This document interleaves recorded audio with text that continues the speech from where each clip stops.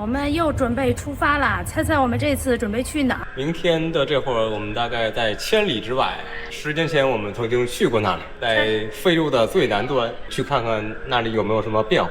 卡了好久好久才入关，网红打卡点。建筑师是狂热的埃及粉。发现了一颗蛋，雕像是曼德拉的，这个斑马肉好像是刚烤好的。今天值机的人可多了，里3层外3层，拐了好几个弯。1 hour later， 我们已经拖完行李了，这次是坐的国航，从北京出发，然后经停深圳，从深圳下机等大概2个小时吧，再开到约翰内斯堡。所以我们这次要从国内出发港，先坐飞机，到了深圳之后才出海关，第一次体验这种感觉，也能感受一把深圳机场的魅力。国内港出关好快啊，人也不多。国内港不叫出关，就只是安检。啊，对，速度超快。以前都是从这儿直接出国际港，就要坐小火车。第一次在 T3没坐小火车。国内出发港这边没啥店，当然可能是因为我对这些店里卖的东西也没啥兴趣，就是想找找有什么小超市啊，买点零食啥的。前面也许有吧。看看吧。对，我们看到了一个维护中的休息舱，30块钱半小时，然后半小时起。居然时间长，它没有任何优惠啊！平均下来10分钟10块钱。这是第一次从旁边看这个小火车的轨道，一副没见过世面的样子。北京的平行期，那肯定的呀。88，对不起，穷是我的错。北京这边6点多钟这个时间段客流量特别大，走国际港的话，估计安检时间会很长。到了深圳呢，其实已经晚上9点了，那个时候就基本上其实是属于人比较少的那个航班段，出国际港人还能少点。从北京飞深圳的这一路，机舱会稍微拥挤一些，从深圳飞约堡的那段可能可以躺。据说我们听说从深圳到约堡人不多，因为这个飞机经停深圳，有很多要去深圳的就直接买这趟航班，从深圳就下飞机走了，再从深圳到约堡的可能不多。如果要真这样的话那就好了，因为毕竟我们这是一个大过夜，深圳飞的时候12点飞，到约堡的时候是当地时间的早上8点半吧，好像是得差不多飞12个半小时13个小时的样子。如果不晚点的话，如果飞机上人太多，那确实挺痛苦的。我们直了一个 A， 直了一个 C， 中间现在还是空的，希望不会有人插到中间来。航李纵横值完机之后，你可以选你的那个状态，我们俩就选了 emo， 然后现在就2个小人 emo 都坐在那里。这个摆在车上，一车有半车是黑人，车上很闹。现在已经北京时间7点45了，还在刮行，原定是6点45飞，现在已经晚了1个小时了。刚刚飞机的广播还在等待起飞的指令，前面还有3架飞机没飞呢，所以什么时候能飞不知道。飞机们在排队。我本来还说我再看一遍《一人之下》吧，反正闲着也是闲着，结果发现它只有第9集到第14集，为什么还不是全集？终于发饭了，内侧过道是从后往前发，而我们这一侧的从前往后发。饭快来呀！餐盒还挺好看，我选的是鱼。国航的餐先不说味儿怎么样，就是公认的量少，大家看看都有用。这是个酸奶榨菜，一个小面包小甜品，看起来好素淡的鱼，应该是裹面炸的那种，外面这种面都是软的，锅味儿还行。来尝这个宫保鸡丁饭，凑合吃吧。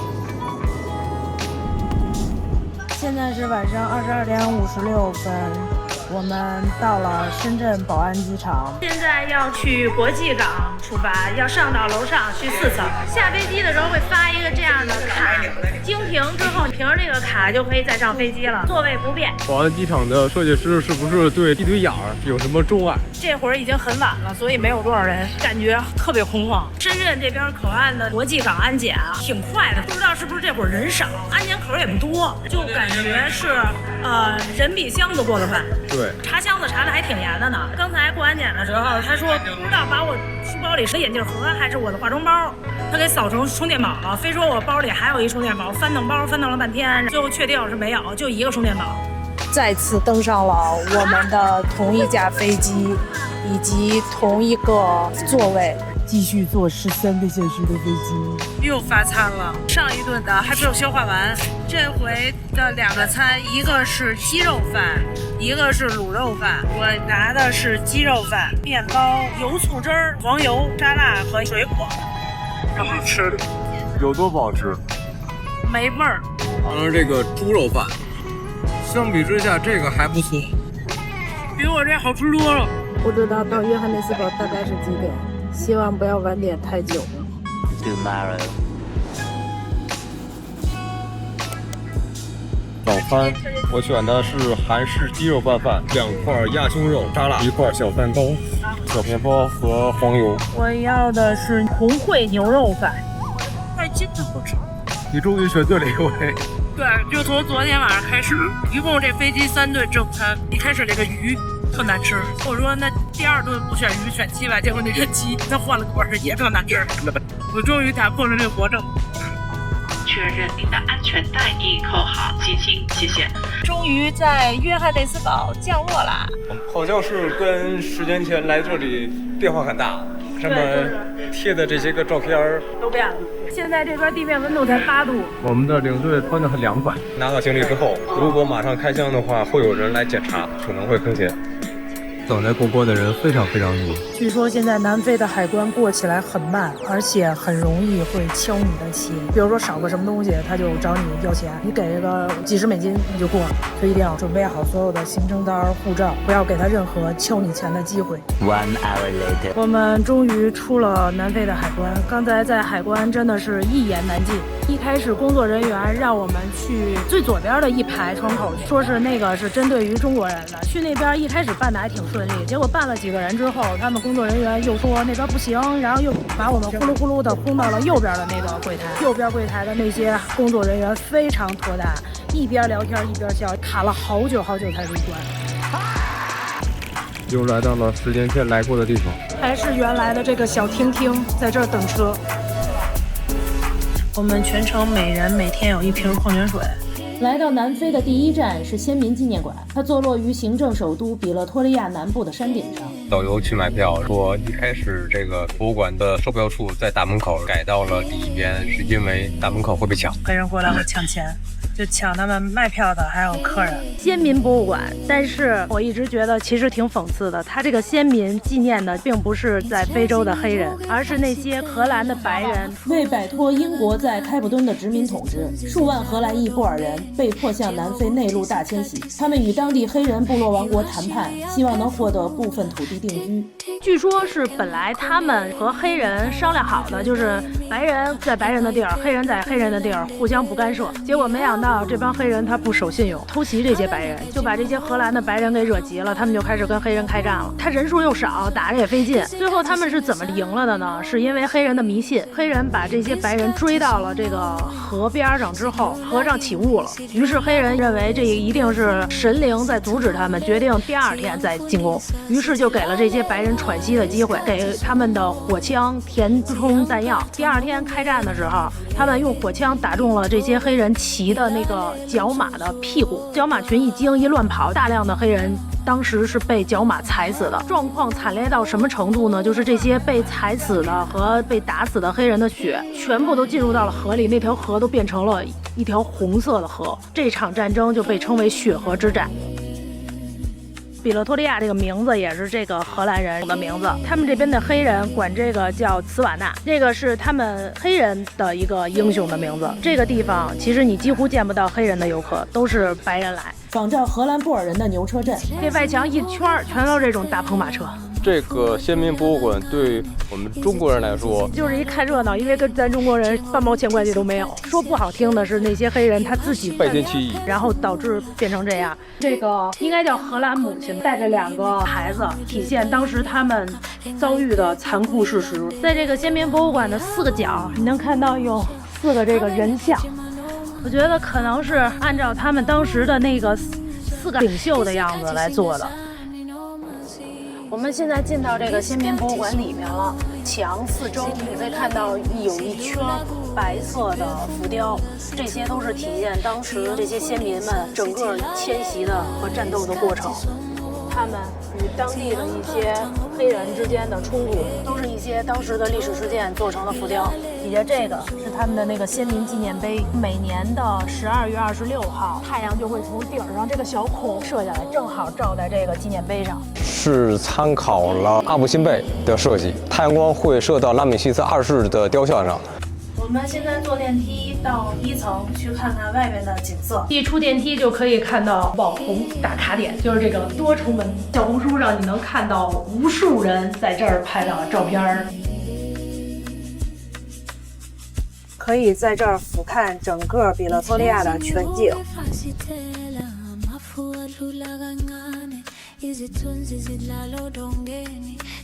从这个门上去就可以进到2层。在这儿能看到那个光眼儿，上来之后你会发现那个眼儿好像是有点歪的，它歪就是调整了那个阳光照射进来，刚好照到下边的那个纪念碑。这个地板好像是32根线，像太阳光。对，这个建筑的建筑师是狂热的埃及粉。每年的庆典活动就可以看到这一圈全都是人。2层也就是这些东西。对，2层主要就是为了让你看这个纵深感。顺着楼梯走了下来，接着往地下室走。地下室有一些展览，还有他们当年用的这种大篷马车。这个是复制品，这个应该是原来的吧？就看这个历史感，像是当年的。可以看到这个马车里边，当年他们就是这样的布置。这边有一些雕像，有一些画。红的吧，小灰孩奴隶，卖的吧？他们没看见有标价，也不好说是不是卖的。就在这儿能看到他们那个画室的名片，你可以委托这个画室去画一些你想要的东西，或者说你买他们的某一个作品。底下这个应该是画师的介绍版。就是应该这一片作品是这个画师的。这像十字绣一类的东西，绒的，里头毯子织的，能看到织纹，这个好看。这应该是原件，这是那个火炮，后面还有他们那个长步枪，那都是当年他们迁过来的时候留的一些东西。看到一个油灯一样的东西，这个就是承载着那些荷兰先民他们文明的信仰象征，定期有人往里续那个灯油，从1938年一直燃烧到现在，这儿还放着音乐。这个雕塑很有意思，它上面是3头非洲水牛，有那种从河里出来的这个动态，下面埋在土里的野牛骨头，象征着自然生生不息。这里有几个展柜，里边就是他们当时那些荷兰先民的用具，报纸、书、牛角的号，还有羽毛笔，这么厚的不是法律就是圣经。这是弹药吗？当然那个长猎枪的弹药，或者说这个可能是钻他们帐篷上。我觉得不像，他们那会儿子弹好像没这么大。不知道呀，如果有知道的小伙伴，可以麻烦弹幕或者评论告诉我们一下，这个东西到底是什么。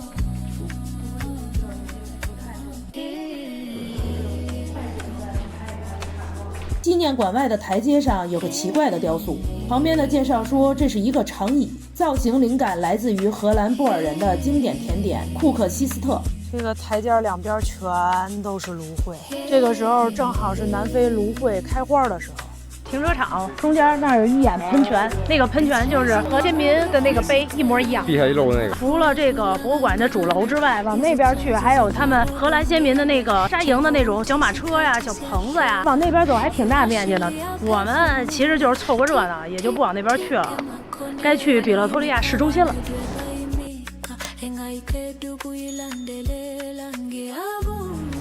南非有3个首都，我们所在的是行政首都比勒托利亚。南非联合大学、总统府、政府部门和各国大使馆都在这里。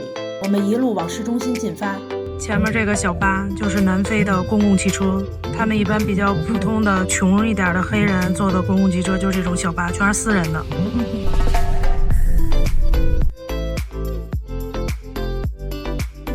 垃圾车就这么运垃圾。这块是比勒托利亚的自然博物馆，门口这个大鲸鱼骨架是经典。市政厅前的骑马雕像是荷兰布尔人的先民领袖，前面站的雕像是他的儿子，南非德兰士瓦共和国首任总统。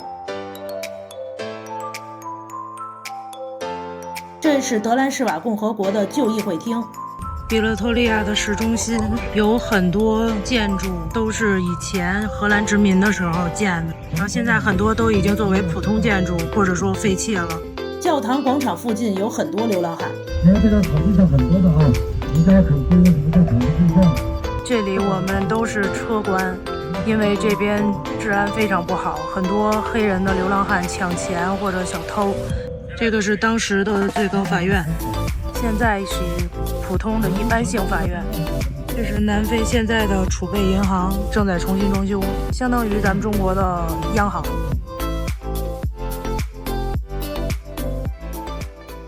联合大厦附近能看到这种小别墅，很多都是买个别墅插个旗子，就是据说这儿只有中国和美国的大使馆是自建的。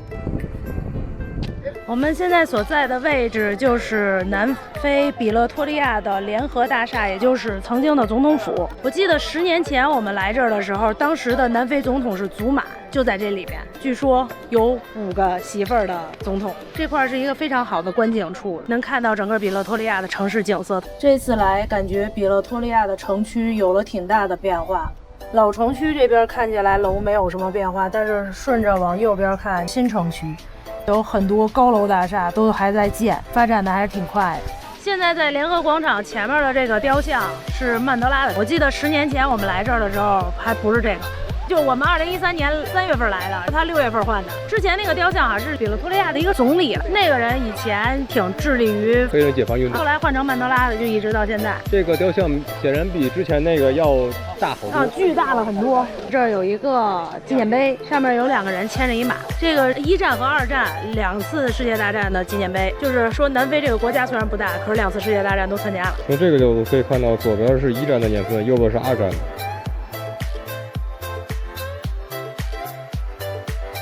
我本来以为冬天这个时候来南非就基本上看不着什么花，结果发现冬天这会儿不仅是芦荟开花的时候，还有很多这种小花，到处都是各种各样的，特别漂亮。下面的草坪说我们最好别下去，因为底下有很多流浪汉，他可能会抢你东西。上面一个村的夫子在这拍合影，有一个妹子会说你好，然后就跟我打了个招呼，我就跟她回了个你好。在这个公园的右侧有一个大炮，那边也有。底下那儿有一堆就是搭的棚棚，据说这是哇，现在底下警铃大作，不知道出什么事儿了。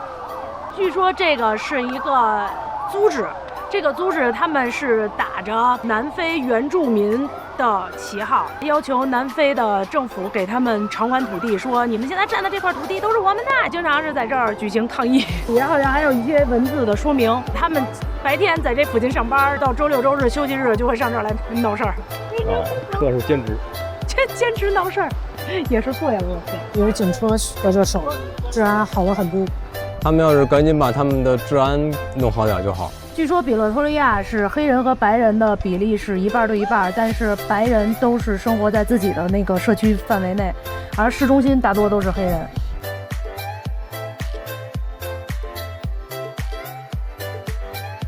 刚好加上那个围墙啊，围墙到上来了这样。这个还不是豪宅啊，真正的豪宅在约翰内斯堡那边。豪宅的话，那边围墙里面能看到树，都看不到房子。这个是一般性的，不算豪宅。黑哥们儿摆后造型，都不知道他们是喜欢中国文化，还是歧视中国人。奔驰的公司在这个楼上有个大标。太阳城旗下的时代广场。我们今天中午吃午饭的中餐厅，这边是个赌场。Casino。这电梯。出来啥味儿？你也知道。我知道啥。再小的咧大点。这边都是老虎机。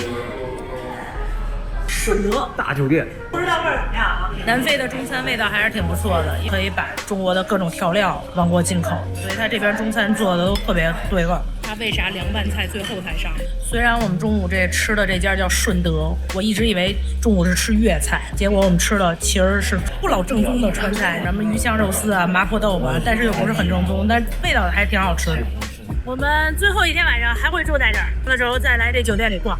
之后我们就要回到约翰内斯堡，入住一家非常有特色的酒店。一路上都能看到这种烧荒的，现在冬天正好是他们烧荒的时候，这边是已经烧完了。这一片应该是一个黑人区，都是铁皮房。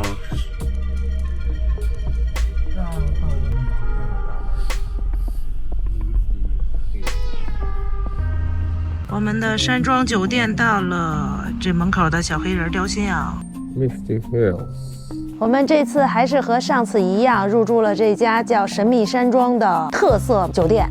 这个茅草屋的小酒店，茅草的根茎，它会散发一种昆虫能闻到但人类闻不到的味道，可以驱散昆虫。据说这个房子里它会没有蚊子。这个房子非常有原始的风貌，这是一扇非常朴素的木门，它有一个非常朴素的钥匙。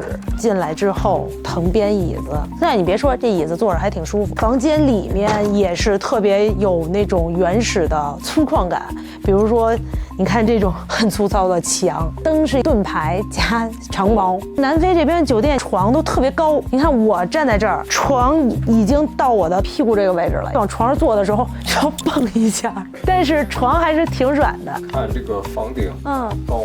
他们的保险箱就这样明晃晃的放在明面，而且那么小。笔记本什么的就别指望往里放了。这个是他们酒店特色的包装，然后看起来特别可爱。这次的是小面包干，我们上次的有点像姜饼，这个不知道好不好吃。我们来尝尝这个，摸起来挺硬的，像是面包干的感觉。有一颗葡萄干。挺错一点，吃起来并不觉得太硬，甜度对于中国人来说挺好的。它是酥的那种吗？对，酥的，我觉得还是比较好吃。绿茶，这个像是迷迭香茶还是什么茶，不知道。咖啡，他们给的是纯奶，全脂牛奶，是这种立方的小奶盒，我们要通通都拿走，通通都拿走。它给2个水，2个不同颜色的盖儿，白色的是矿泉水，蓝色的是苏打气泡水。我们全程住的这些酒店，据说里边的东西全部都是免费的。2个房间用1个电的热水器，别洗太长时间，要不然这个热水不够用。最近可能是因为住的人多了，用电紧张，它就会出现停电的情况。我们进来就第一时间先把所有的设备都充上电。这个酒店很方便，它这边的插销可以直接插国内的插线板，不需要转换插头，是有一个大南非眼的插头，旁边这有一个普通的插头，大片的就可以直接插上去。可能是因为南非这边有很多中国产的电器。鸟叫声好像是，吓我一跳，我还以为是人装的呢。出来溜达。呀，这是什么？抱着树。这个有点意思。这小水塘感觉好久没吃了，更仔细。这其实更多的还是独栋的。对，上下楼的好像没那么多。这个就是像一个小民公寓，它是另外一片区域。哦。这上面有好多铁钉子，防止猴子。哎，对，有可能。对，据说这酒店以前有猴子，经常是你早上起来猴子来敲你门。最近这几年就没有猴子了，可能是跟这些防护措施有关。野生猴子可能会携带狂犬病毒，你要被它抓伤了特别麻烦。这间可能是我们上回住的。它这羚羊做的还挺真皮，还有鸡鸡和蛋蛋的。哦。哎，这儿有一个离一个比较近的那个鸟窝啊，这个非洲特色的知巢鸟，它们会把树叶编成这样的巢，只留这一个洞口朝下，比较安全。我们在这个巢里发现了一颗蛋，咦，2只，有好多野生的鸟和动物。又是刚才那个奇怪的叫声。这个酒店你看没有，真的好静，如果没有人说话，你听到全是鸟叫声。这像是一个温室，咦，石头河马萌萌的，好大一条鱼，好大。这个酒店就像一个植物园一样，树上面有那个标签，会告诉你分布在哪个位置吧。别看我们上次也是住在这个酒店，但是我们俩特蠢，就在房间里洗洗涮涮歇着，可老实了。等到6点钟出门去吃饭，吃完饭回酒店蒙头睡觉，根本就没逛。所以这次我们绝对不能再犯这种傻了，趁着天黑之前赶紧来逛逛。900多，这里边到底有多少客房啊？它这个酒店就是主打一个原生态，基本上都是各种非洲土著的这种文化在里边，挺有特色的。哎呀，那个围棋，好怀念呀！对呀，当年我还很嫩的时候，我在这儿拍过照片。这个是当时的。当时我在这儿拍过。曾经就这样，现在再来一回。唯一的区别就是我老了10岁。我们再歇会儿就准备去吃了。这是明天有会议吗？你看，矿工国家联盟庆祝40周年。我记得那次这个柜子里放着那个绒线的那个小人儿，现在柜子里展品变了，这个小人儿还有。小伙子，你还在这里？这个长颈鹿的这个门还是这个，还有这个大象牙，就仿的，不是真的，这是金属的，还在呢。啊，这个。装这书松皮儿的时候，就拿这个拧啊拧啊拧啊拧啊拧，就能拧紧了。这现在其实这个能拧。哦，对，它还能用。那个时候线装书，它外面那个硬面不是皮的嘛，它要粘上，然后呢就把这书搁这里边，然后转给它压死了。里边纸是真的，外面这个是铁的，10年了还在这儿。曾经这个屋里的墙是这种，就是特别原始的那个石头垒的，现在这个墙都变成白泥灰的了，而且画儿什么的也都变了。10年还是有一些变化的。对啊。